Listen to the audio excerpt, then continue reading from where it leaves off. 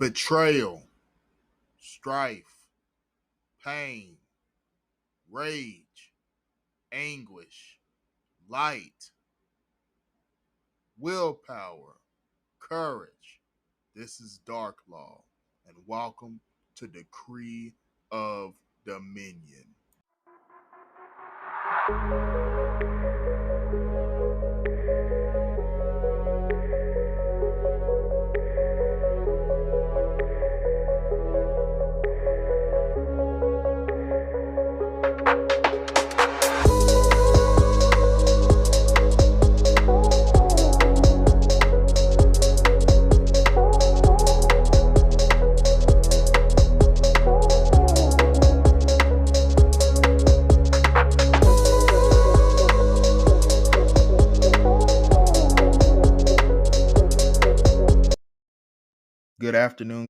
Good afternoon, everyone. Welcome to the Decree of Dominion podcast with your host, Darklaw. Got a wonderful, exciting, special guest for our episode 11 here on the Darklaw Dominion Mental Health Series. We have Jazz for Peace with Rick DellaRatta out of New York City. And so, Rick, how you doing? Pretty good. Thanks for having me, and excited to be here. Awesome. Welcome to Decree of Dominion platform. And so, can you tell the audience a little bit about yourself and your niche? Sure. I'm basically grew up embracing music of all styles. Started playing the piano at a young age. And as I grew, I started to see that through music, I could affect and reach and communicate with all kinds of people that I might not otherwise be able to do that with just words or just, without my talent. And so I just kept rolling with that until all of a sudden a major change came in my life, which was the morning of 9/11, where I happened to get a phone call that something strange was going on at the World Trade Center. And my rooftop, I was on a fifth floor walk up on the Lower East Side, less than a quarter of a mile away from the World Trade Center. And so I just walked up on the roof to see what all the commotion was. And witnessing that made me feel like I had to spill the beans about what I knew, because I had traveled around the world as a musician, and I had known that a lot of these problems that we have in the world could be overcome using music. And since I was an American, the American art form of jazz. So I started something called Jazz for Peace. And I started to do exactly what the words were to a poem that I wrote on that day watching those events, called Jazz for Peace. So living up to those words enabled me to do things like start a benefit concert series that's helped over 850 of the world's most outstanding causes all around the world again, and an instrument donation program that donates musical instruments to children and adults also who want to play music, and also education programs to bring music back into the schools. Awesome. And again, you guys are in for a very impactful episode here today on the Darklaw Dominion Mental Health Series. And as I preface each episode, everything that's spoken here today with Rick's story and the Jazz for Peace journey may not resonate with you. You may not, have these specific examples of trauma, but something here said here today, I hope you take it and it resonates with you. If it's just one thing, and I hope you can apply it to your daily life, to continue to become and strive to be the best version of yourself. And again, decree the dominion of your own mind. And so I have the utmost faith that someone listening to this episode will be able to take something positive and apply it to their daily life and say, wow, I heard that on this episode, and that allowed me to reach a higher level of my own self. And so that's the goal here with the Darklaw Dominion Mental Health Series, is to help each other, overcome and, be warriors and be the best version of yourself. And so with that being said, why don't we start with your childhood and how you grew up? Sure. So I grew up in upstate New York. What city are you guys in? We are in Indianapolis, Indiana. Indianapolis. Okay. So I grew up in upstate New York, and basically it was a just kind of a household with like a lot of boys. There were there were five boys in all, and we just basically, it seemed everything seemed normal to me because it's all I knew. So it was just a kind of what I thought was a normal family. But as time went on, you noticed a lot of weird things and issues and stuff like that. And you don't know what they're all about until you get older. But one thing that I've learned that I think people who are have issues with trauma, even domestic violence, things of this nature. And I learned very late in life is that one of the most dangerous emotions out there is envy. Have you ever noticed? Have you ever come across that in your work Oh with yes, definitely. I think it plagues today's society the most, just with social media and oh that guy has a newer car than me or that person's house is bigger than mine or I should have got that promotion at work. And so I think it definitely plagues today's society tenfold. Yeah, so I think, victims of traumatic abuse, because a lot of times, what I've come across in my life, because I've played concerts and helped organizations that serve people that have domestic violence, traumatic abuse, things like that. And a lot of times the victims have no idea why they're being targeted. They have no idea why they're being subject to this abuse. And they didn't really do anything wrong, or and they're not even trying to do anything wrong. They're trying to do everything right to avoid the abuse. And if there's envy involved or jealousy is the other one, right, with domestic violence. So if there's that going on, you're kind of in a minefield. It's almost like walking in a minefield, never knowing what step you're going to take. You're going to step on a landmine. And in domestic violence, the abuser, all he has to do is get jealous. And the next thing you know, he is, exerting his wrath onto you. And you might not even be trying, you might be trying to avoid making him jealous when he actually gets jealous, he or she or whoever it is. I mean, it could be either side nowadays because it's happening so often with so many people. But I have a book right here, and this book is called Paving the Path for Peace Through Music. And I was asked to write the foreword of the book. And I wrote the foreword about a musician who lived in the 1700s named Wolfgang Amadeus Mozart. Pretty much everyone's heard of Mozart, right? So Yeah, yeah. Mozart, yeah, so Mozart basically was a kind of a genius musician who wasn't trying to upset anybody. He was just trying to go out there and, make a living and support a wife and kids and just, do the right thing. And it was people who envied his talent, envied the good inside him, secretly wanted to destroy him.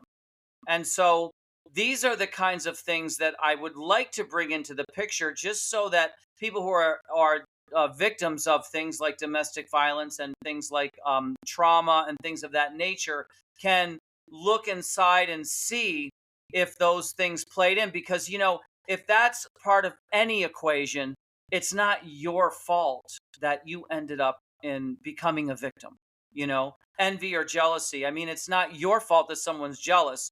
Unless, of course, you're trying to make people jealous. But anyone who's a victim is not going to try to be victimized. So that was just something I thought I would interject into what you're treating, just to let you know that a lot of times envy and jealousy can be reasons for someone to abuse someone, and then that abuser all of a sudden wonders if they did something wrong or if they played a part, if it was their fault.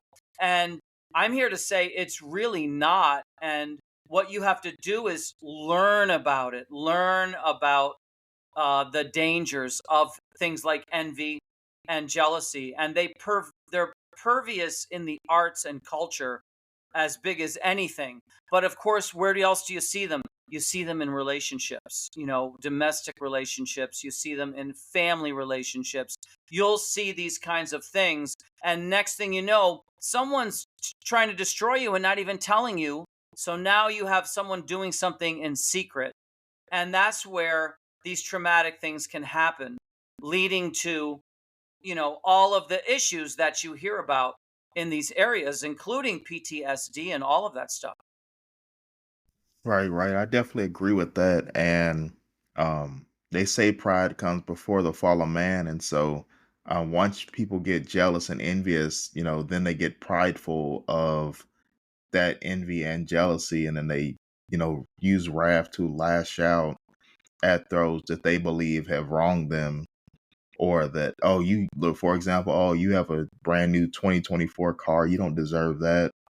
I'm jealous. So then now because I'm prideful of the materialistic thing that you have, which may be the car or the house. Now I'm prideful of the what you have. So now I'm going to use wrath to try to derail you or deter you. That's why we have, people breaking into cars, people, breaking into houses, because, and you're like, you're just trying to, you just bought the car because you like the color red and it was a nice car and you could afford the car. And you may have worked really hard to earn that money to buy that car. Exactly. And then you have some random person that's, breaking into your car, breaking out the windows or flattening tires or trying to steal valuables inside. And you're like, what the heck, man? I'm just a hardworking person that, enjoys lavish things in life. And you just have somebody that saw the car and was like, no, you don't, I want that. You don't deserve that. And so, Right. And see, it's a really big problem. Like sometimes beauty, there's issues, like if you're an attractive person or whatever, or even your qualities, your good qualities. Sometimes you just might have a good quality inside you that another person then becomes envious because they feel like they don't have that quality, rather than them trying to embrace that quality and make that quality, a part of them. Instead, they want to destroy. They want to punish that person. It's kind of the no good deed goes unpunished issue, where someone's being punished because of something good they did. And a problem in the arts would be where, first of all, the arts. A lot of people don't appreciate the arts anyway because they don't have education. They don't have, they haven't cultivated it. We're constantly being barraged with what is really not art. It's pure entertainment. It's like something just to catch our ears and catch our attention. So people that are trying to give more, trying to stimulate your intellect, trying to, bring creativity to you and get you to embrace qualities that you need in order to thrive in this world, humanity, intellectuality, spirituality, things like that. They're not being recognized because people are trying to take the easy way out and just, embrace a music that just, makes them drink more beer or something. So uh, now they finally find someone who does understand what they're doing. And instead of getting support from that person and saying, hey, we got to get your message of positivity or whatever it is out and being a part of their team, that person turns around and is jealous of them and wishes that they were them. And now that person, the person that finally does understand what you're doing, is trying to destroy you. right, right. You see that a lot, especially in the arts and music industry, because there's always that one artist that has that voice that's just, captures a room, or, there's always that guitar riff or that um, um, arpeggio or some kind of, you know, tone on the piano or a saxophone, playing a little, freestyle. Everybody has that one, thing that cultivates. Well, and not only that, but I what here's what I notice in victims of domestic violence and trauma. They feel like they're alone. Okay? They feel isolated and they don't realize that actually what's going on is there's a lot of people pretending that they did not have that happen to them because they don't want to be they're afraid that they're going to be victimized for, disclosing their weakness. So no one's telling you that things have happened to them equally. I mean, what I would like survivors of trauma and domestic violence to know is that there's a lot of people out there who you don't think have been through similar things, because they're just not disclosing them to you. But they not only have they, but so many have, and you are so not alone. In other words, the isolation and the loneliness is a big problem when it comes to these issues. And people, if they could realize they weren't alone, that would take a big load off of them right there, to realize there are people out there that actually care about them, are concerned about them, and feel their pain, because of what they've gone through. I mean, people in industries are victimized in the same way as people domestic violence and and other types of trauma. And we're hearing about it now first we were hearing about it in the film industry. I mean, I'm sure you remember that Harvey Weinstein situation last year or 2 years ago, whatever. Oh yeah, Drake Bell and all them. Yep. The Yeah. So Nickelodeon. right. So that whole crazy thing, I mean, that's not just an isolated thing. I mean, there's a zillion Harvey Weinstein stories with different names, but these people were traumatized trying to get a job as an actor or actress in the music industry, and trying to, having to do this and do that, and people trying to cosplay. But now we're hearing about it in music, right? I mean, P Diddy and all that. Yep. well, okay, you since you named somebody, I'm gonna have to say, yeah, that's one of the people we're hearing about it. And speaking of that, I mean, there was a woman put out a video just yesterday stating that that person that you just mentioned, who first of all, that person is not a musician or an artist. He was a industry person who then just took over, stole from people, sampled his way to say, well, I'll just be the star myself, kind of thing. It was a kind of a power trip. But he's not. He's supposed to be hiring and protecting the talent. He was supposed to be protecting them, not, you know what I mean? And there was a person who was at a meeting with that person, and the person said at the meeting, he said, "Don't bring me talented people, because talented people demand things. They demand fairness. They demand rights. They demand, you know what I mean? They demand certain things." What he wanted was untalented people that he would then shape shift into something, that would sell somehow with his distribution. And then he would own them in every which way and be able to steal all their royalties, steal all their copyrights. Do you see what I'm saying? Right. So basically, taking, molding into his own image. Like, Imagine how traumatized those people are, right? right, definitely. Kind of like that, taking advantage of them for their lack of talent and making it seem like they actually have talent Exactly. in order to exploit them. And then imagine how traumatized the people with talent are, who are now being overlooked because their talent is going to upstage, this goofball executive, right? And then they're going to, be a little bit too smart to get ripped off as bad as the non-talented people. So they're getting. Right, right. And so with that being said, do you feel like what are some words of encouragement you would give people with talent to kind of get over that and still get noticed? Well, I'm flipping the whole script on this. If Jazz for Pieces. Now, Jazz for Peace, if you look at our history, see, most people don't know about Jazz for Peace because, again, we bought into this thing that if you're anybody or anything, Puff Daddy's going to promote you or CNN's going to talk about you. Well, none of that's true. Major media, now we're finding out, they're owned lock, stock, and barrel by their sponsors, and a lot of those sponsors want to sell you want to get you to take vaccines, or want to sell you medical products, or sell you things that you buy in a grocery store or whatever.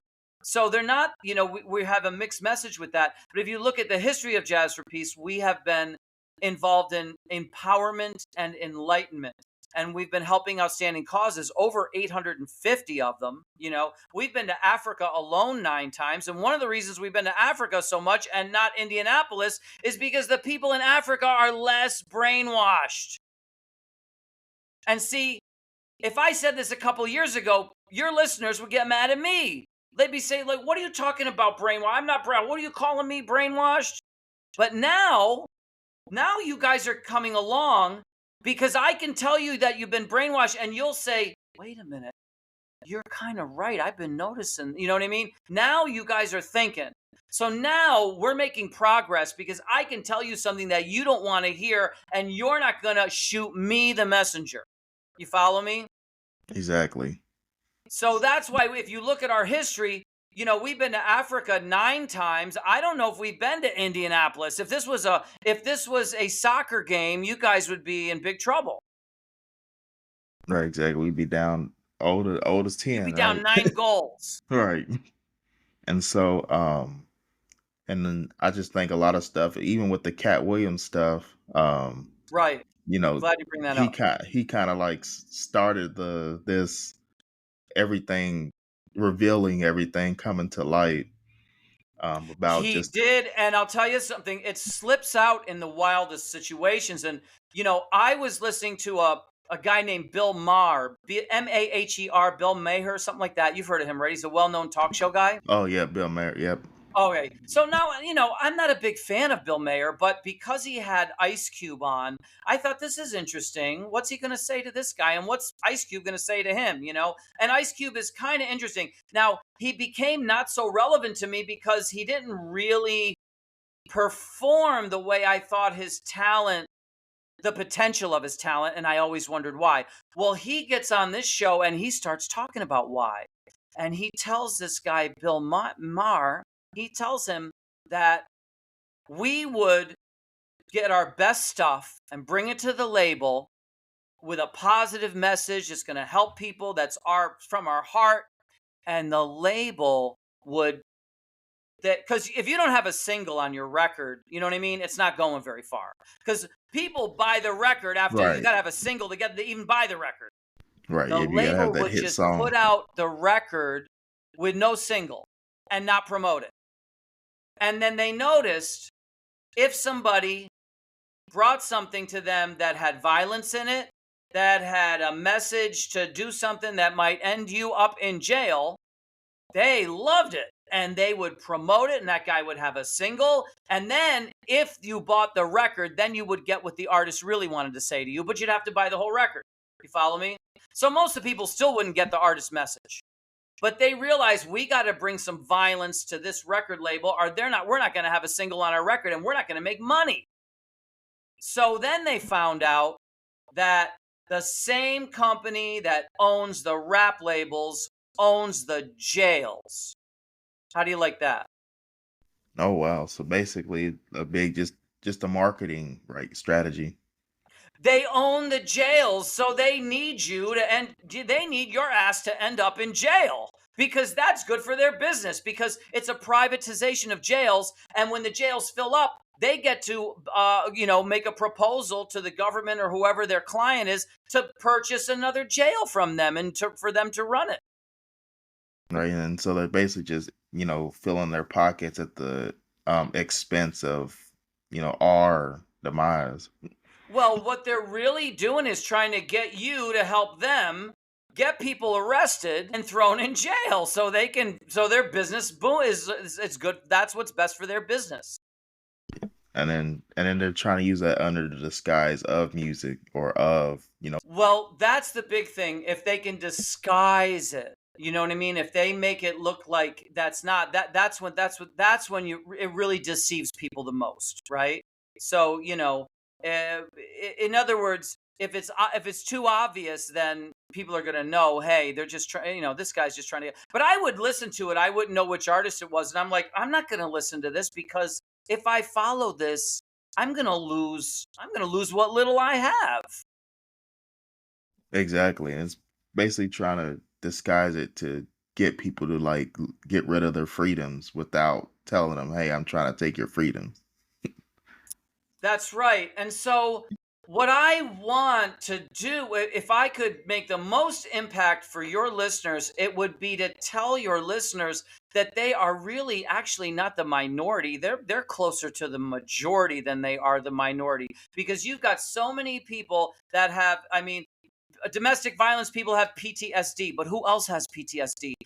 People who military people, right? People, all the veterans have PTSD. You know what I mean?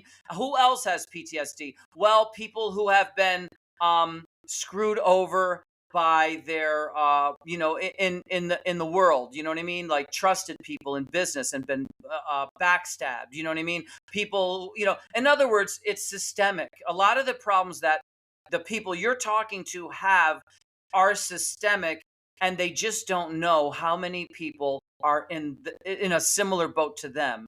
And I just would want them to feel comfort, and then from that comfort there is the opportunity every day to address your issues and grow. I mean, there's so many things now that didn't used to be on YouTube of people then, and some of them really do know what they're talking about. And people like your show, and just all kinds of, so you can surround yourself with people that care and want to address your doing. And one of the best people you can do is Jazz for Peace. I mean, we've done, in other words, if there's a domestic violence nonprofit that you think is legitimate in the Indianapolis area, make sure they get this podcast, and make sure after they watch this podcast and listen to the music, they send an email to info@jazzforpeace.org, because Jazz for Peace is trying to do something really big now. Most people don't know the things that we've done that led, you know, outstanding podcasts like yours to contact people like me.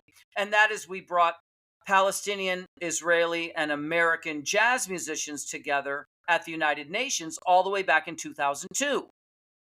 Now, everybody knows, had we done what I wanted to do when I brought all these musicians together at the United Nations to build on that, okay, God only knows how many lives we could have saved today. You see what I'm saying? If we had built on that in 2002. Hey man, again, 2002 again, that was 22 years ago, and like now we're seeing that that war and the Hamas and the different. Right. And here's what I'm worried about. You know, this poor guy Mozart, if you ever, and I hope you guys, anyone, any of your listeners with domestic violence issues and trauma issues would get comfort from this book. Okay. The forward alone, they would get comfort from. But I mean, this man wrote, I mean, over 50 symphonies, and he died in a pine box. You know, he was disinherited by his own father. I mean, that, well, the things that happened were unbelievable for all the greatness that we now, credit him for. But the point I'm trying to make is that I don't have 22 years, and nor do we as a species, to listen to get what I'm trying to say today. You know what I mean? I mean, what I said 22 years ago now resonates. There isn't a person walking on this planet who doesn't think I was on the right track.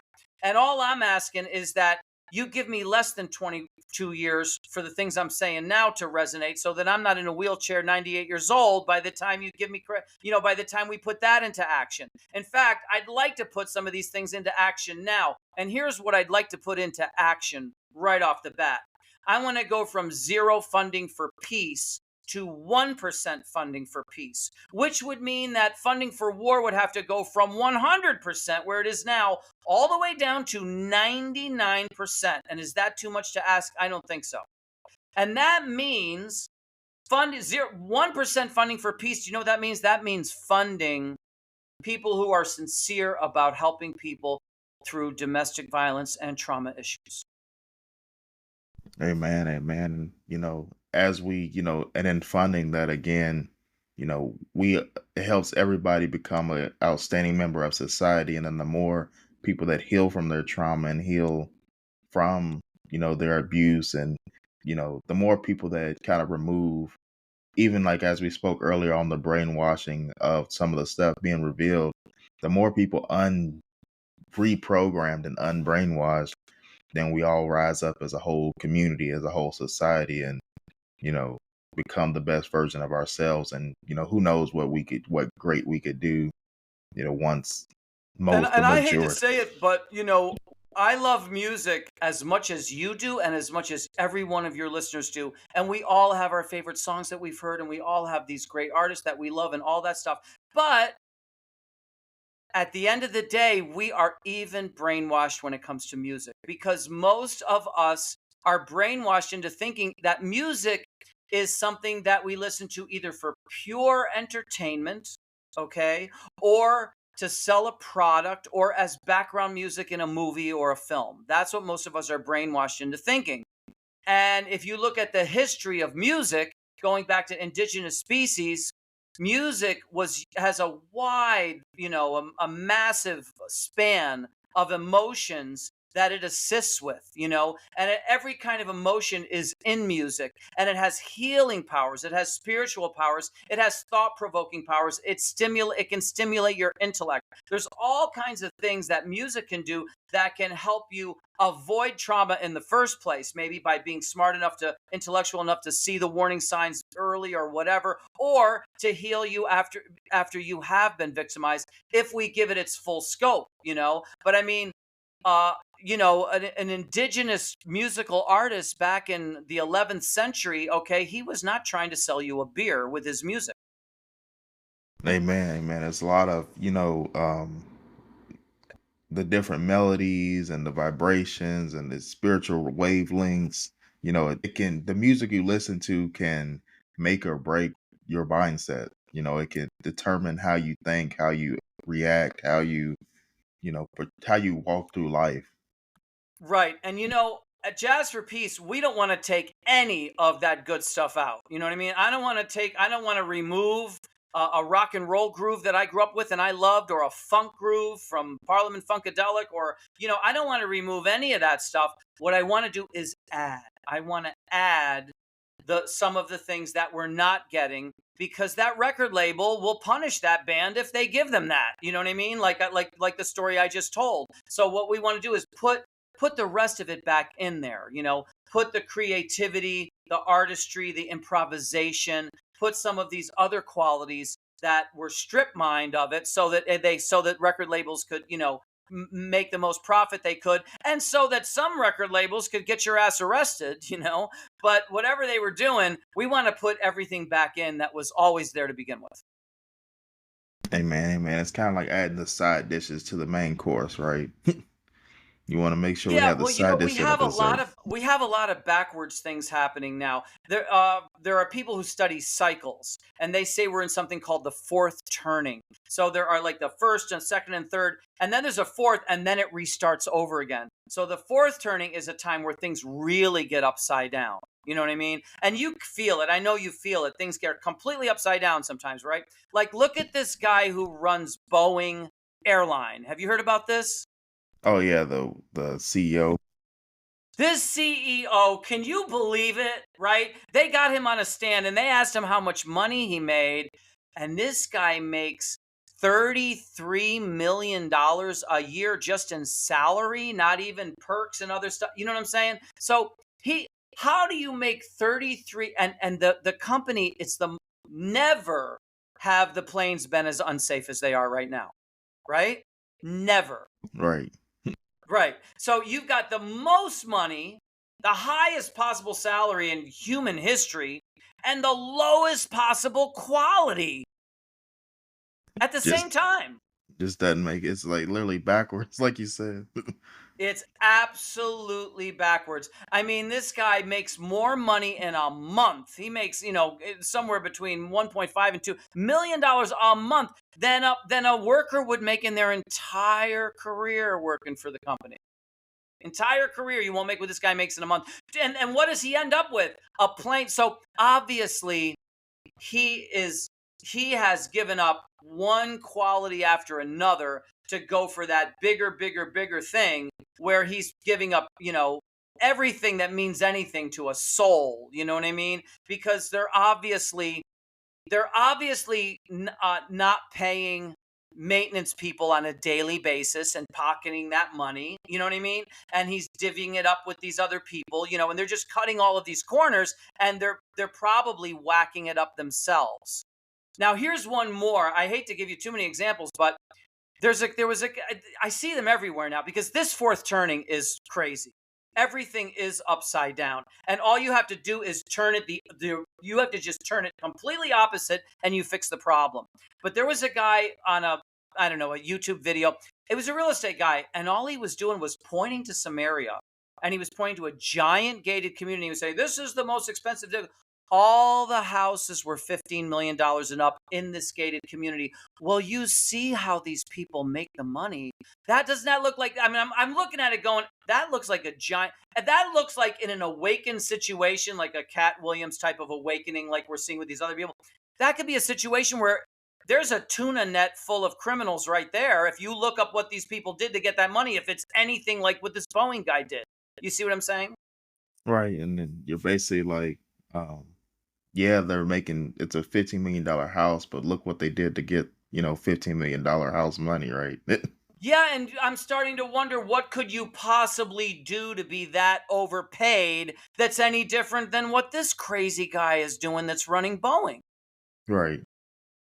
And then yeah, and it's basically like hiding, and then again with the low quality, like you're not even putting into your company. Yeah, it's in other words, it's backwards, right? He's getting more money for doing the wrong thing, you know, than he would ever get doing the right thing. Right. It's like make your product terrible and then get paid more. Get paid a lot more. More. And it's like very, very backwards. And so yeah, definitely like just like I said, Cat Williams kind of started it off earlier in He the did. year. And then we're just starting to continue. Like I think I saw yesterday actually on Facebook. I was scrolling the Sexy Red, one of those rap artists, or if you call her that. I'm Okay. personally not a fan, but Right. they said her music, like when it first came out, like when she had that meme and she got popular after her up and coming like concert series or a tour.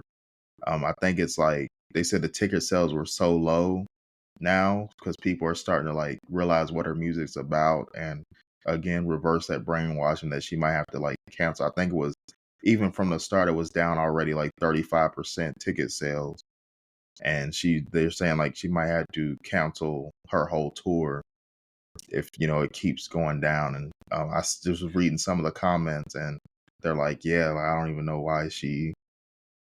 Well, Yeah. to me, I was looking at some of these labels and I was thinking, they're making this music at almost no investment. You know what I mean? Because the people are making it in their garage, just sampling stuff. They don't even know her.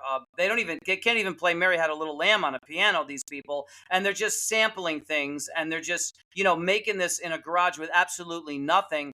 And so the label doesn't even care if it's good after a while, as long as they can convince the listener to like bad music. So again, it's Ex- part of that brainwashing. right, and they definitely succeeded at the start, but looks like they're starting to lose traction definitely with that one. Well, it's a long way. There's a lot to wake up to, but one of the things to wake up to is the fact that it's the average person that can change the paradigm, completely change the paradigm. I mean, every opportunity that Jazz for Peace helps an outstanding cause gets us closer from 0 to 1, and every outstanding cause that we helps all of their outreach and all of the people that they're assisting. You see what I mean? And so, if you do something, I mean, we're at 0% funding, and if you go to a page called jazzforpeace.wordpress.com/about, and if you went to that page, you would say what everybody has been saying to us for years and years and years. How the hell could you do that? It's too good. That's too good to be true. That's too good to be true, they would say. We had to put up a page called jazzforpeace.org/too good to be true.pdf to send them that so they could see, that anybody can do, like we could, all you in other words, if we're able to do that, imagine what the world would look like at 1%. If we're able to do this at 0, imagine what the world would look like at 1%. I mean, it would be almost unrecognizable, is what I'm telling you. Right, definitely, definitely. And I definitely agree with that. Again, it'd be kind of like our own utopias, right? of Well, we'd be peace. on the way because with so many things would have to fall by the wayside because there's so many outstanding causes that are committed to doing what they're doing if they only were given, the opportunity and the support from the people and from the public. And Jazz for Peace, if you look at those testimonials on that page from those people, because I didn't write a single one of them words. No, there's not a word written by Jazz for Peace. Those are all words from other people that have experienced Jazz for Peace. All, the benefit concert series recipients, the organizations, all that stuff. So, like I said, 0 to 1 is a long way. And if you took that, which people don't even believe we did now, and you multiplied it by God only knows how much you'd have to multiply it to get to 1%, it would be breathtaking, the change. Right, definitely, definitely. And so, kind of shifting mindsets, um, and if people are listening like, oh, jazz for peace, jazz for peace. And so they kind of want to know, I'm pretty sure somebody's like, kind of how did this all start? And so I know you said in the beginning about you witnessing the events of 9/11, from the balcony rooftop. And so can you kind of walk through with the audience, that story and kind of go through what you witnessed there and kind of see how So, Jazz for Peace was born? right. So basically, when I walked up on that roof, I witnessed something that I know every one of your listeners can relate to because they've had a shockingly horrifying experience in their life, right? At least Right. one. Yeah, at least one. At least one. So, and that's why people could relate to me because I'm, you know, I've I could tell a story like they've experienced, but it won't relate to as many people as this does. And I just happened to, like I said, I got a phone call from a photographer who had a job on Wall Street that morning, and she had spent the day with me the day before because she was taking pictures for her catalog. And that's what photographers do. If you're smart in New York and you're a photographer, you'll go up to someone who might be famous someday and you just take chances and do it with a whole bunch of people. And if even one of those people becomes well known, your photography portfolio becomes interesting to a lot of people. You know what I mean? So she was doing that, and I was happy to do it because, the artists are happy to get free pictures. So that's what we were doing. And if you ever look at the CD called Jazz for Peace, it's a CD, it's just called Jazz for Peace, Rick DellaRatta. And if you ever look at that CD, you'll see a picture of me on it. That picture was taken on September 10th in the East Village, like a few blocks from where I live. It's just a picture of me in front of a dumpster. So she's taking those pictures. The next morning, she's in a tizzy because her son had called her boss. Her son was in the tower, one of the towers, okay? The son was in the Second World Trade Center tower. Something happened on the First World Trade Center. He heard a boom or explosion or whatever it was he heard. He calls his father, hey, Dad, something crazy happened in the other tower. I don't know what's going on. There's a fire. I don't know. What should I do? And as they're back and forth, she's, I don't know. I mean, so they're going to come put out the fire, I would think, and it's in the other building, blah, blah, blah. But finally they decide, you know what? I got an idea. Just get out of there. Just, you know what I mean? Let's just, assume the worst and just leave. What's, the best, nothing's going to happen if you get out of the building. Something could happen if you're in the building. So he said, okay, I'm going to go down the elevator now, or whatever. That was the last time his father ever saw him. But anyway, she's whacked out because she got the call from him and she's the one who transferred it to her boss, who was the guy's father. And she doesn't know what to do. So she calls me. She's like, I don't know what to do. I don't know who to call. I'm sorry. Did I wake you up? I'm really sorry. I said, listen, no big deal. Let me just go up on the roof and see what's going on. So now I witnessed a traumatic event that I know everyone, can relate to. I mean, even everybody relates to this, not just your listeners, is my point. Everybody relates to this. So it's like walking into a movie. So I witnessed a very traumatic experience and nothing happens. I mean, words come out of they just come out. And I write them down on a piece of paper. And basically what I started doing was living up to the words of a poem because, sometimes you have to look to a higher power and say, you know what, this is bigger than me. And I got to stop playing God and deciding, what this could be. You overthink things, right? I mean, this crazy event happened. These words came onto a paper. They're profound. I'm going to even recite them to you as part of our musical thing, so you'll hear them.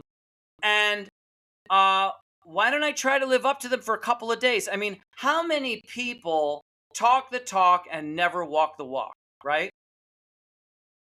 Right, there's so many, right? So many. So, and if I blow this opportunity, like, then when am I going to do it? I'm either gonna live to, I'm either gonna walk the walk with these words, or I'm just never gonna walk the walk. Is what I was thinking. So let me try it right now. You know what I mean? There's must be some reason why I'm sitting here with nothing but a handful of words. So I've been following the words of a poem ever since that day. Wow. And definitely, that's definitely something to, again, like we've all been, as we've been survivors and warriors of domestic violence and mental health, we've all had that, everybody's had that experience, that eye-opening, experience that again pushes you. So what I want to ask the audience real quick, I want you to look in the mirror and ask, I want you to go back to that moment that you experienced that and say, am I going to let that push me to greatness, or am I going to let that pull me down? And everybody has that moment where you have to decide. Again, you get to decide for yourself, hey, are you going to live for a greater purpose, or you're going to fall for your own demise? And so I just want to let that marinate with the audience real quick as we're continuing, think about, hey, well, I remember when I went through, something, that traumatic experience, and then just look at your life thus far since then. Have you been living in your greatest purpose? And if not, how can you seek higher counsel and begin to achieve that? And here's a secret. Here's an incredible secret. Living up to the words of that poem was bigger than any traumatic experience that I have ever been through before or since. So, in other words, sometimes you're overwhelmed by your traumatic experience and it captures your mind. And I know your listeners know what I'm talking about. It like overcomes you, right? And it just grabs all your energy and it gets in your brain and it's holding on to your brain. If you follow something that's powerful, powerful message, that's bigger than your trauma. And now you always have an escape route to the pain of your trauma. You always have this escape route because it's like, well, wait a minute. This thing is eaten away from me. This person, boy, I'd like to kill this person for what he did, but I don't want to kill him. And why do I feel that way? And all that stuff that you go through with the trauma and situation like that. And they're like, well, wait a minute. The chance to help a child today, or the chance to help an organization, or the chance to get this message to somebody, you know what? That's more important, actually. So I'm going to go do that. And now you've blasted out of that mindset into an enlightenment and an empowering feeling. The other person that you're working with is empowered, and you get to, like, you know what I'm saying? You get to, like, blow up and then come back and revisit it. And as you revisit these things from a higher place, they have less power over you, because that's what it ultimately boils down to. What power does that traumatic experience still have over you? And how can you make it less significant on you? Amen, amen. And what I want to say is, it all begins and ends in you. There you Again, go. it all begins. There's nothing anybody else can do that's worse than what you do every day when you wake up and look in the mirror to your mind. And you have to A- think, Yeah, yeah, and a lot of life is not so much what happens to you, but how you react to it. So 90% of it is what you choose to do from that action. Do you see what I mean? exactly, actually. And how many times there's countless shows, stories, podcasts, interviews of, hey, this guy made me mad and I shot him, and spent 30 years in jail, or hey, you know, my Sure. child made me mad, and or I was rushing and left the dog in a hot car, and came back, and the Right. dog died. Or there was just a story yesterday. The father was going in a store or something, and left the 2-year old and the brother in the Oh my hot God. car, and then the 2-year old ended up passing away. And it's Oh my just God. and it's just again, like, just lapses of judgment of, and again, it wasn't had nothing to do with anybody else or any trauma. It was his decision, right? The father's decision to Wow. lead. And that's the seriousness that I want the viewers and listeners to understand of, hey, there's nothing, it's all what you do. I'll tell you something. There is always someone on this planet worse off than you, and there is always someone that you can help and make a difference for in your situation, no matter what that situation is. So, those are two things right there. And the other thing is, I once had a print or company call me up, and they said, we want to know the 5 things that make you happy, and we want to do an article about the 5 things that make you happy. Well, I didn't even know I was happy in the first place, but I figure since they want to know, I'll list them 5 things. And the first one I put, all I did was find a blank that works for you 5 times. And the first one I put, and this is just me, like I had never rehearsed this before, I just did this on the fly. The first one I put was find a philosophy that works for you. Find a philosophy that works for you. So that's a great idea. And the one I had listed was called Stoicism. And in Stoicism has these little kind of qualities. And one of them is, do not invest a ton of emotion in that which you have no control over. Do you know what I mean? And instead, take that energy and put it into what you can control and what you can make a difference with. That's a great thing you said. One of my old mentors, they always told me you only can control two things: your actions and your attitude. And so if it's something you're going through that you can't change by one of those two things, then let it go. Yeah, and that's what, and so you find these kinds of things in certain philosophies. And so again, it was find a philosophy that works for you. And if you do that, you'll find yourself slipping all over the place, but at least you know it. And you can use, wait a minute, I'm violating that, that sentence there, that stoic sentence. I'm sitting here violating it right now. I'm all upset over something that's way out in the middle of nowhere. I can't do anything about it. You know what I mean? And so, why don't I just, you know what I mean? Why don't I do the opposite? Why don't I put that energy into something that I can make a difference with, or that I can alter the outcome? Right, definitely. And just as you're listening to this podcast, think about that. Think about the times.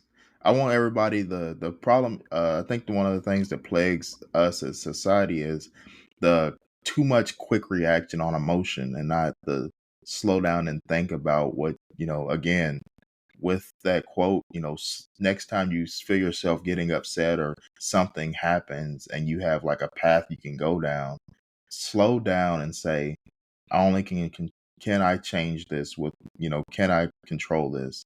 If it's something out of your control, I want you to slow down and say, yeah, I can't control this, but I can control my act, how I react to it, and my attitude towards my reaction. And, slow down and determine that before you make a rash decision. And then, Absolutely. I mean, these are all important things. And, the ultimate important is to wake up each day with the intent to play a good game of life. And don't beat yourself up if yesterday you fell short. Wake up today and do it. If you mess up today, wake up tomorrow and play a good game of life. Because that's what's crucial. I mean, you made me think about that guy who left the kid in the car. Well, sometimes these guys, I mean, like, let's say you're hungover, you're not thinking, or you're spaced out, and if you had been sharp, you would have thought about what was in the car. Gee, I wonder if they're hot. You know what I mean? I wonder if they're, but if you're out of it, because the the F could mess up your A plus tomorrow. Hey man, and I think I love that you said that. There's actually a book, Simon Sinek. He's one of my favorite authors. He wrote a book called The Infinite Game of Life, and how there's different. Some things are finite, some things are infinite, and it resonates on a daily. Yes, my time in life is finite. There's a certain amount of, you're not going to live forever, but actual life is infinite. Even once we all go to heaven and a higher power, this that's still, heaven is still infinite, or wherever you believe as a higher source outside of life, it's infinite.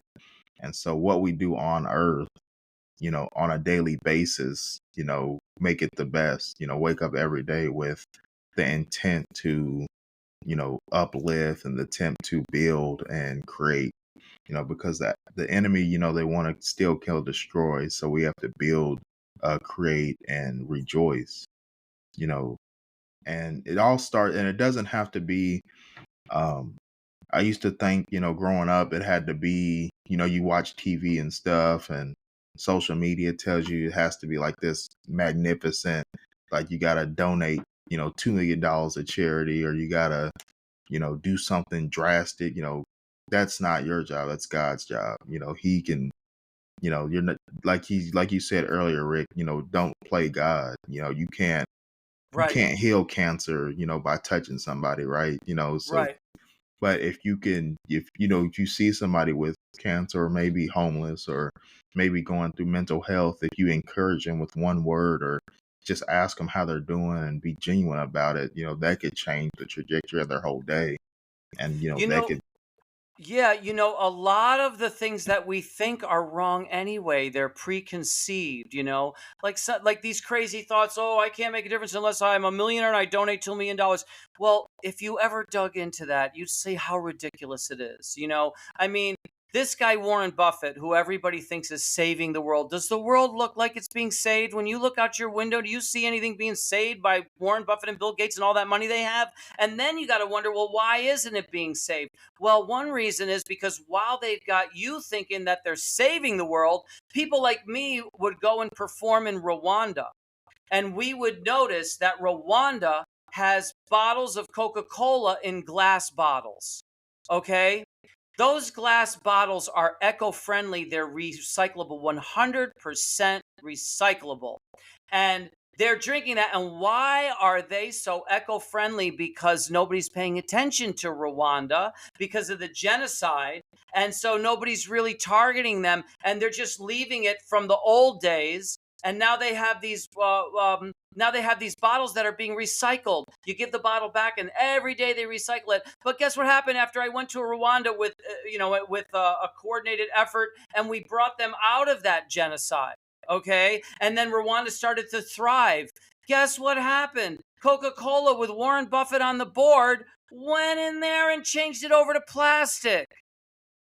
And now there's giant landfills with plastic bottles all over the place. And those plastic bottles, they tell you recyclable, 7% of it is recyclable. So what happened to the billions of dollars to save the world? What happened? You could have kept that. You could have done the reverse thing. You could have subsidized the old glass bottles everywhere in the world and gotten rid of all the plastic for those 8,000 plastic bottles a second are manufactured by that one company and all of its subsidiaries. And this guy's on the board. So my point is, and I'm not supposed to say nothing bad at him because now maybe someone's going to get mad at me, but these are just facts. I saw it with my own eyes. Amen, amen. And just thinking about, just thinking about of that, what, like you said, sometimes, they do say money is the root of all evil, but also, sometimes, when you have that much money, you think you're doing the exact opposite of what you set out to do.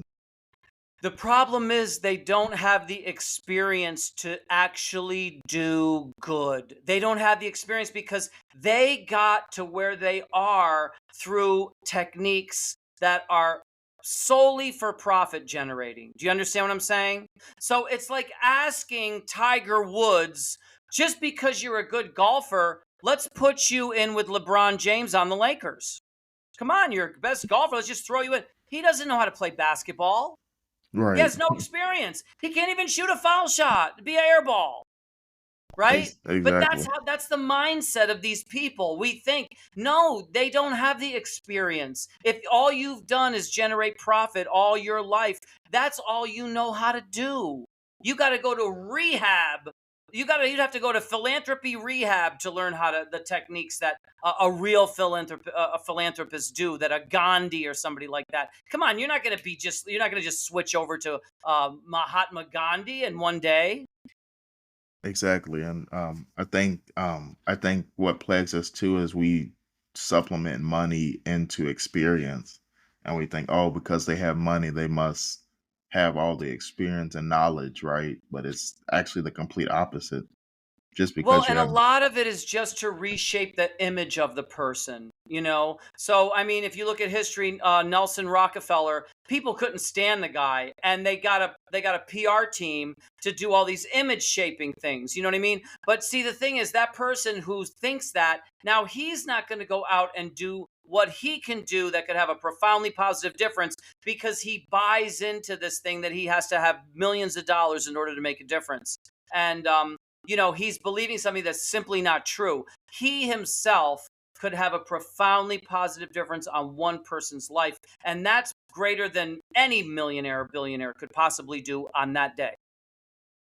right, right. And so what we want to encourage the audience to do is take one thing that you're good at and apply it daily to help somebody else.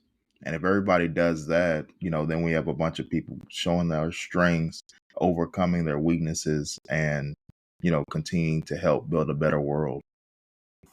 It's a great way to overcome trauma by having this higher thing, something higher than that, something that is more powerful to you than that which you are trying to overcome. Something else that you say, well, wait a minute, the opportunity for me to make a difference with this organization that I'm a part of, or, some passion within me that, fits something. It could be cleaning a lake, whatever it is. Find that passion inside you, and you'll find it's more powerful than the worst traumatic experience. Amen. And then basically what we're saying, just to kind of like simplify it, is, find something that's greater than yourself to partake Right. in and to join and to lock arms with and to believe in, and believe in unwavering belief and faith in. And for me, that's what I found with podcasts and reaching those like me that have survived and become warriors of domestic violence and other mental health issues. And maybe, like I said, maybe again you're listening, maybe that's not your calling. Maybe for example, Rick's a great musician, maybe you're a great artist, maybe you like to draw. Use your artistry to impact other people in that arena. Everybody has a gift and everybody has a calling to attain, but it's up to you when you look in the mirror every day to choose to move towards your calling or move towards positivity. And then, once you do that, once you make the decision to do something out of your comfort zone and go towards your calling, that's when you can break the barriers of that trauma. I couldn't have said it better than our host here. I mean, everything he said is true. And the thing is, no matter what you see great in others, you have to remember there's something every bit as great inside you, because that's just the way it is. We're just all made up with these incredible potential, and it's for something. It might not be the same thing as someone else. I mean, I'm not gonna, I'm not gonna golf as well as whatever it is, Nicholas, but I'm gonna do something else. And the same thing with you. You have something just as powerful, and not only that, it's something that they can't do. So, And the big thing to remember is we're kind of now, when you enter that world, we're all in this together, because every single one of us is trying to live up to our potential, because by doing so, that enables us to overcome our issues that we've had that you don't know about because we don't tell you, and you don't realize that everybody, we're all in the same boat when it comes to a lot of these situations. Right. Amen. Amen. And so definitely just want, to encourage the audience, to find your purpose, find your purpose in life, and, you will be, um, you will, you will be great. You'll find your why. Another book by, Simon Sinek. I know I mentioned The Infinite Game, but he has another great book called Start with Why. Start with that What's each the and name of every that day. author again? Simon? Simon Sinek. Simon Sinek. Thank you. Sounds Yep. fascinating. Yep. Start with why, and just incorporate that into your daily routine. And again, like we said earlier throughout the episode, is if you can't control it, you only can control your actions and attitude. Again, start with why is another. So, if somebody pisses you off at work, or another good one is we all drive cars, right? Somebody cuts you off in traffic, pause and think, start with why.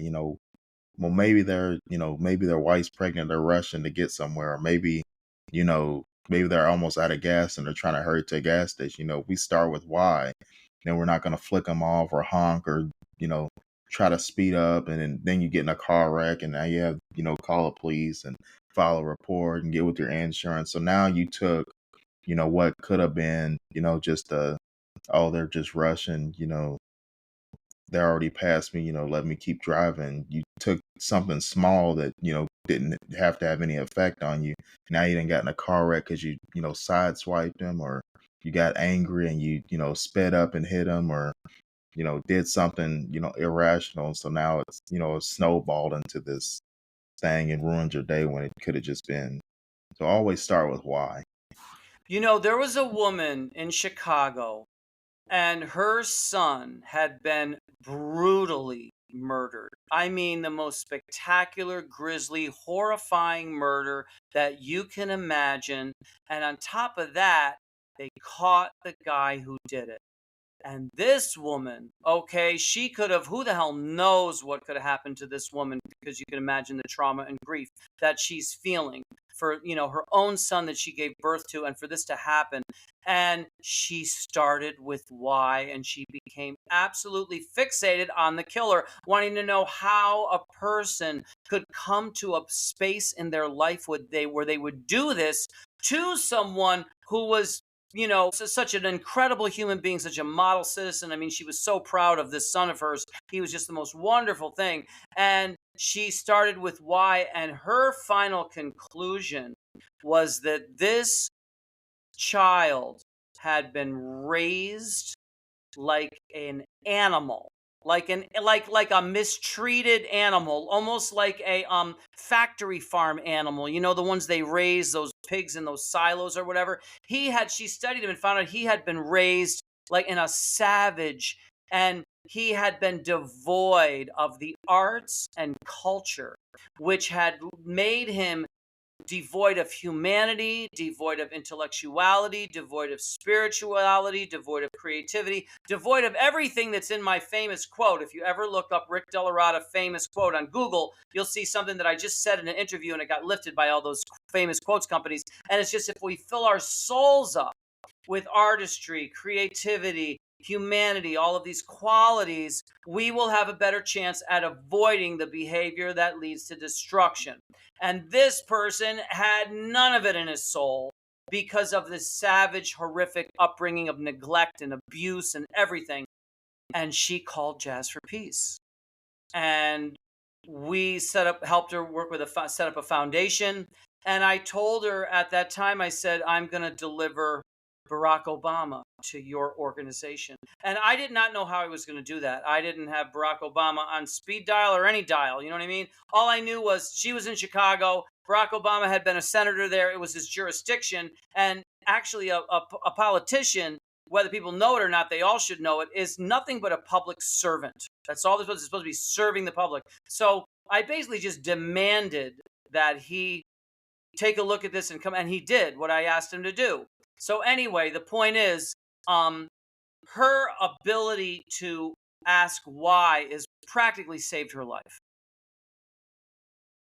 Hey man, what a powerful story. Again, um, having the awareness to start with why, and like you said, imagine, the pain, the um wrath, the why my son, just the anger, the rage, the anguish, the disdain, the just imagine all that pent up emotion. And then again, you see the guy's face that, caused this, horrific trauma. And again, her ability to pause and like I said, it's not a final destination. Again, I'm pretty sure that, she still has, to overcome to this day. I'm Right. pretty sure, again, what I'm saying to the audience is it's not easy. We're not saying that to say you're going to flip a switch one day and just be the nicest, to whoever wronged you the worst. You're not just going to, be like, yes, I forgive you. Or, it took me 10 plus years to forgive my father, for my domestic violence Mm-hmm. situation. So, it's, again, it's not a race, it's a marathon, and it's a daily battle to continue to, because once you learn something and learn to overcome, it's not a you arrive moment. You have to overcome daily, because different things happen each day. It might not be as severe as that, but you have to continue to train your mind and enhance your brain on overcoming on a daily basis. Yeah, I mean, and I'll tell you something. My problems that seemed higher than Mount Everest all of a sudden became secondary when I was helping this woman, you know, and trying to help her achieve the goals that she wanted to achieve through this event. You know what I mean? So that's what I mean. I mean, no matter what I was going through and how insurmountable it seemed, all of a sudden it didn't seem so big when I had the opportunity to make a difference for a woman who had been traumatized to that degree and wanted to really do something about it, which she was able to do. Right, right. And so what we want to do is, again, that's just a story of courage, of faith, and the ability to overcome and use. And one thing I want to say to the audience, use something that can be perceived, that a negative, traumatic experience that, seems daunting, but using that to become, taking it as a blessing in disguise and turning it to something positive and a wonderful foundation to hopefully, and I'm pretty sure already has and will continue to uplift those in similar situations and uplift the masses in general. Yes. Yeah. Amen. I have to be the amen guy on that Right. one. And so, those of you that probably listening, like heard, kind of like you going through that 9/11, seeing that, um, seeing that traumatic experience, kind of what was your mindset, as you saw like the tower, that second tower kind of fall and just different, like obviously, we didn't have a lot of social media presence back then. I think I was 5 years old when it happened in kindergarten.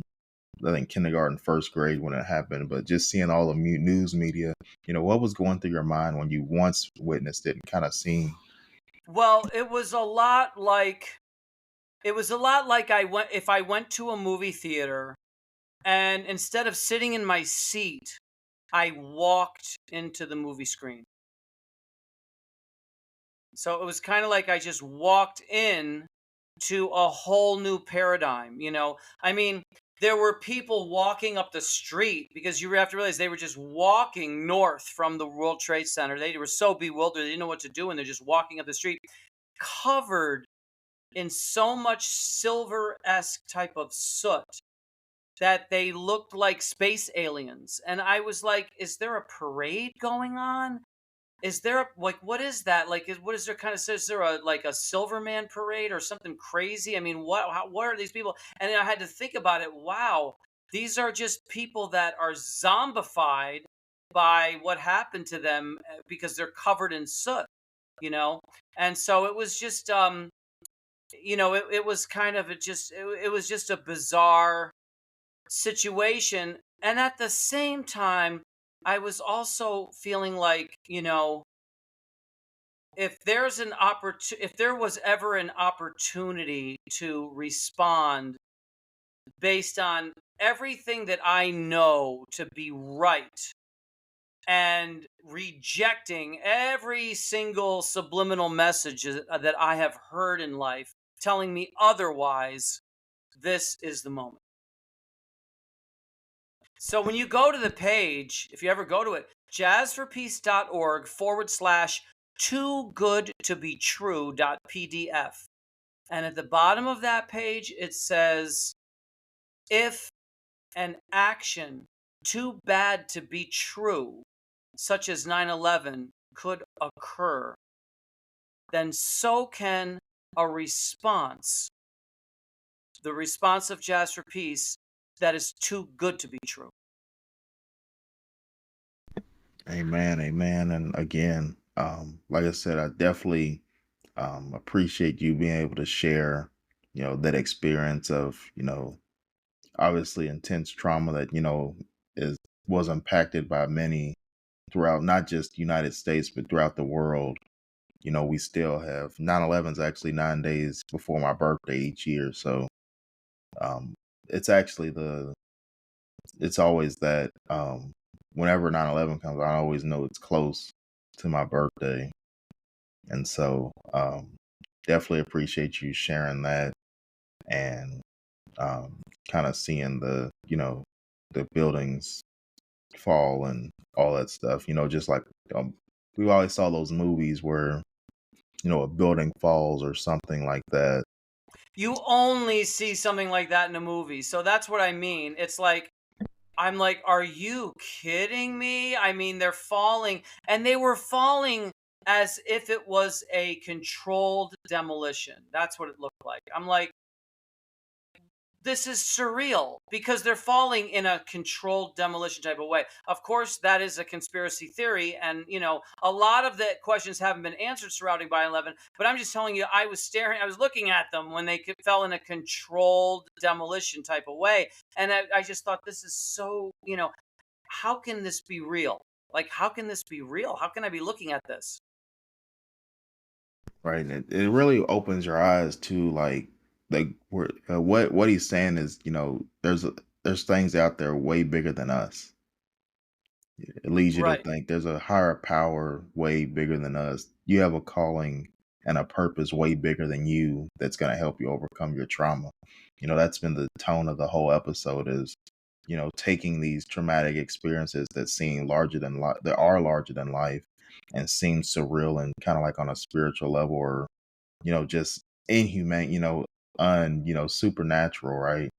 And seeing these things happen like the 9/11s, Hiroshima, there's different, Oklahoma City, there's different um events that have been throughout history that have happened that have been seen by humanity that you know what what I want the viewers to know and the listeners to hear is um you own you, right? You owe you it all ends and begins in you, and you have the ability to um make or break, how you want your legacy to be left. And you have I decree it to everyone to you have the ability to, make a difference in the world, regardless of what your job title is, regardless of what car you drive, whether if you even have a license at all. You don't have to have $1 million. You don't have to have the best personality. You don't have to be the best speaker. You don't have to be the best musician, the best artist, the best photographer, the best coworker. You don't have to be the super manager, the CEO of a company. Wherever you are in life right now, as you're listening and viewing this podcast, you have the ability to make a difference in the world. Absolutely. And, you know, there's always the opportunity for you to walk the walk is there in front of you every second of the day. Consider taking advantage of it. You know, there's a lot of people who go to church every Sunday, and that's great that they do that. That's wonderful. But they don't walk that walk. As soon as they walk out of church and they really stop walking, and they wait all the way till they come back into church. So they're just, I mean, the whole idea of going to church, you would think, is so that you can walk the walk from that Sunday to the next Sunday. So, you know, sometimes look around, and if you see a situation where no one's going to do something unless you do it, maybe that's a sign, because that's what I saw on 9/11 that I've been watching anyway. I had been watching a world where somebody needed to stand up for outstanding causes and say that that was a path to peace by helping those who are helping those who are helping others, rather than, the biggest narcissistic CEO winning every time and making more and more and more and more money. And really, you look at them, and I wouldn't want to be this guy for all the tea in China. I wouldn't want to have the inside of his soul. I wouldn't want to have that in my soul. But anyway, what about helping those who are helping others? And that's what Jazz for Peace started to do and continues to do, even with these podcasts. I mean, just trying to get the message and the things I've learned in these 22 years out there. And maybe it's going to help somebody who's listening and help them to contact Jazz for Peace so we can help an organization in their city or town. Amen, amen, amen. And so, again, with that being said, Rick, do you have any last minute or, any advice, any, words of encouragement for those people out here that are, trying to make a difference, or maybe they don't know how to, but any last minute, and also, again, tell them where they can find Jazz for Peace? Sure. Well, one thing I would like to tell you is that the arts and culture, including the American art form of jazz, has a historical precedent at having the ability to affect people in a profoundly positive way. So I would consider listening to the music that you're going to hear me play, and consider embracing the arts and culture, because you will enter a world of people that just blow my mind, that I see all around me. Some of them are living today. Some of them are died many years ago. Some of them are living in the past, and these people can have a profoundly positive influence on you and your life. And the music, it's something you constantly grow. It's not like you listen to it and you enjoy it and then you get another sugar high the next time you listen to it. There is room for you to grow. I am still listening to music today that I am learning something new from, that I loved maybe 20 years ago, but I didn't hear that. I didn't hear this. It's a constant opportunity to grow. So I would advise you to listen to the music I'm going to play. Whatever's going to come out, I don't even know, because I'm going to make it up. And then consider embracing the arts and culture, bringing that as a piece of your whole puzzle. Amen, amen. And Now, where again, you can find me, by the way, I'm just going to leave a simple email address. It's info@jazzforpeace.org. So info, INFO, at JAZZFORPEACE.org. Info@jazzforpeace.org. And of course, jazzforpeace.org is our website. There's rickdellarata.com. And you should be able to find us. But one thing I'd like you to do is just listen to this podcast, come revisit it, listen to the things we talked about today, and consider sharing it with an outstanding cause in your community, so that they know that Jazz for Peace is there if they need us. amen, amen. And again, this has been episode 11 of the Darklaw Dominion Mental Health Series, Jazz for Peace. I hope everybody took something away for today, that they can resonates with them, that they can use daily to impact another one's life and become the best version of themselves day by day, and decree the dominion of their own mind And we have something, the Create Dominion, this series, Darklaw Dominion, has something special for this episode. Instead of our normal closeout, we're actually going to end on a musical number. And before Rick plays this message, I want everybody to take time to reflect, look in the mirror as you're listening to this piece played by Jazz for Peace. I want you to remember throughout, as we discussed throughout the episode, start with why. It's an infinite game of life. You do matter. Your story matters. You're not voiceless. You have a voice. Um, you can start tomorrow. As soon as you get done listening to this episode, the next day, reflect on it. The next day, start, using your gift that's given by God to impact others. And we'll close as soon as the musical number is finished. But until next time on Darklaw Dominion, Jazz for Peace, take it away. Okay, so just to give you a little bit of education, this is going to be, the jazz is going to be in the middle. I'm going to start with a song that isn't even jazz. It's a song about America, because we just had our 4th of July. That was written by Simon and Garfunkel. It's just a song, piano bar song almost, that I would play in a piano bar. And then I'm going to go into something, I don't even know what it is, because I'm going to completely make it up.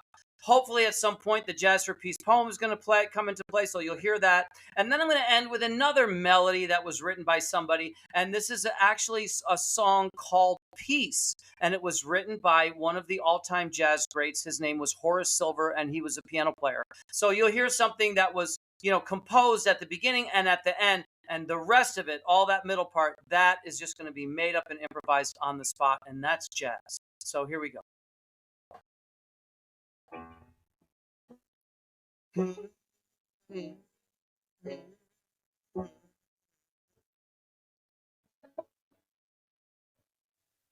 Us be lovers, we'll marry our fortunes together. I've got some real estate in my bag,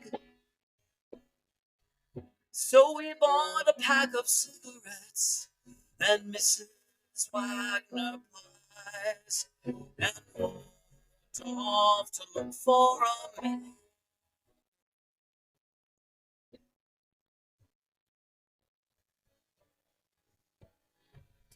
I said as we boarded a Greyhound, seemed like a dream to me. It took me 4 days to hitchhike from Salem. I have gone to look for a man. Oh, come look for a man. Oh, come look for a man.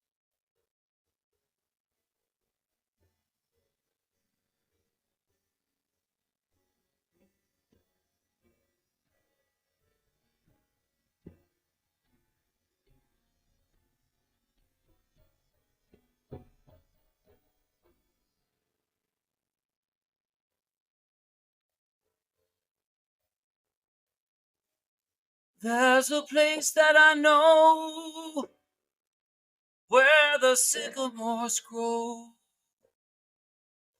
and daffodils have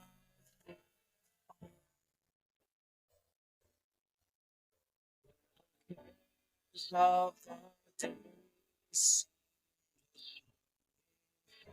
away in the glow of the sun.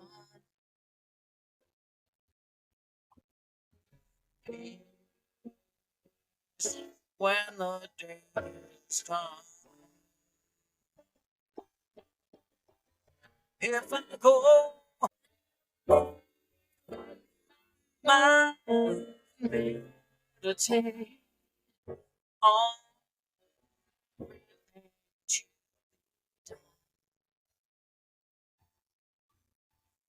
if I search deep inside, my God,